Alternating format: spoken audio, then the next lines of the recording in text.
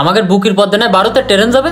আর শুনলাম এই ভারতের ট্রেন নাকি আমাদের রাজধানীর পথে যাবে। তাই নাকি? আপনি কিছু জানেন না? আমি তো ফেসবুকে দেখে আরো আপনার কাছে শুনতে আরে আসলাম। পাগল, এইটা কোনো বিষয় না।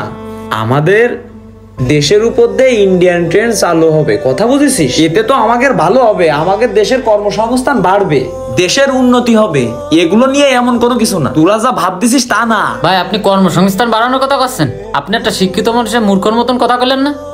আমাদের দেশের মাঝখান দিয়ে আর একটা দেশের ট্রেন যাবে, এটা কি ভালো কথা? আপনি একটা স্বাধীন দেশের নাগরিককে এটা কিভাবে মেনে নিচ্ছেন? হাবিবু, তুই একদিন কাজ না করতে গেলি তোর বাড়ি বাজার হয় না। আর তুই যেভাবে আমার সাথে এখন কথা করছিস, তা আমার মনে হচ্ছে আমি এখন কলেজের একটা প্রফেসরের সামনে দাঁড়ায় লেকচার শুনতিস। তোর এই সমস্ত নিয়ে মাথা ঘামানোর দরকার নেই, আমারও দরকার নেই। এর জন্যই সরকার আছে, তারাই ভালো জানে কোনটা করলে ভালো হবে কি খারাপ হবে। আমার কথা কি তুই বুঝেছিস?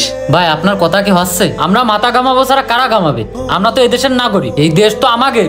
এই দেশ আমার বাপ দাদারা স্বাধীন করেছে। এখন ইন্ডিয়া আমাদের দেশের উপর রেলগাড়ি চালাতে চাচ্ছে। কয়দিন পরে ওই রেলে দামি দামি জিনিসপত্র নিয়ে যাবে আর আমাদের বাঙালিরা কাটি দেবে। এবার ওই মাল গার্ড দিয়ে নিয়ে যাওয়ার জন্য ইন্ডিয়ান মিলিটারি ঢুকবে আমাদের দেশে। তাহলে আমাদের এই দেশের নিরাপত্তাটা থাকতেছে কোথায়? তাহলে আমাদের এই দেশটা কি ইন্ডিয়ার একটা অঙ্গরাজ্য বানাতে চাচ্ছে সরকার?